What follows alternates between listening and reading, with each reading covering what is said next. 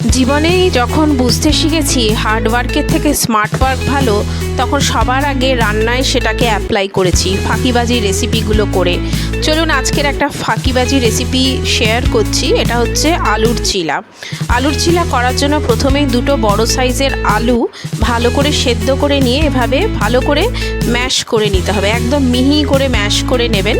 এরপর আমি এর মধ্যে দিচ্ছি একটা ছোট কাপ টক দই। মাদার ডেয়ারির যে ছোট টক দইয়ের কাপগুলো আসে ওরকম 1 কাপ দিয়েছি। এরপর এতে 1 কাপ আটা এবং হাফ কাপ সুজি অ্যাড করে নিয়েছি।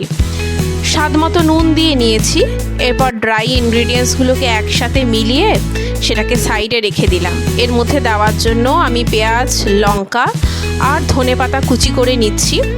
আপনি এর মধ্যে গাজর গ্রেট করে দিতে পারেন, ভালোই লাগবে এবং সেটা আরও স্বাস্থ্যকর হবে। আমি এই সবজিগুলোকে কুচি করে নিচ্ছি, রাফলি চপ করছি, খুব মিহি করে চপ করছি না, রাফলি চপ করে নিচ্ছি। এরপর কেটে রাখা সবজিগুলোকে একসাথে করে নিলাম এবং পাশে রাখা যে আমার মিশ্রণটা ছিল ড্রাই ইনগ্রিডিয়েন্টস সব কিছু এর মধ্যে একবারে ঢেলে দিলাম। এবার অল্প অল্প জল মিশিয়ে আমি একটা মিশ্রণ তৈরি করে নিচ্ছি। জলটা আমি বারবার অল্প অল্প করে দিচ্ছি যাতে এর ঘনত্বটা ঠিক থাকে। ঘনত্ব যদি ঠিক না থাকে তাহলে চিলাগুলো ঠিকঠাক তৈরি হবে না। বারবার এভাবে জল দিয়ে, না পাতলা না খুব বেশি ঘন, ঠিক এইরকম একটা কনসিস্টেন্সিতে ঘোলটা বানিয়ে নিতে হবে। বানানো হয়ে গেলে ঢাকা দিয়ে 10 মিনিটের জন্য রেখে দিন। ননস্টিক তাওয়ায় অল্প কয়েক ফোঁটা তেল দিয়ে বা বাটার দিয়ে গরম করে নেবেন। এরপর কয়েক হাতা এরকম মিশ্রণটি দিয়ে দেবেন।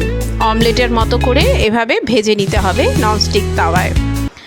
দুদিক উল্টে পাল্টে লাল করে অমলেটের মতো ভেজে নেবেন। ব্যাস তৈরি আমাদের স্বাস্থ্যকর চিলা। এটা স্কুলের টিফিনে, বাচ্চাদের স্কুলের টিফিনে বা অফিসে লাঞ্চ বক্সে দিতে পারেন এবং খুব তাড়াতাড়ি রেসিপি হিসেবে সকালের জলখাবারেও বানাতে পারেন। এটি খুব স্বাস্থ্যকর এবং উপাদেয় রেসিপি।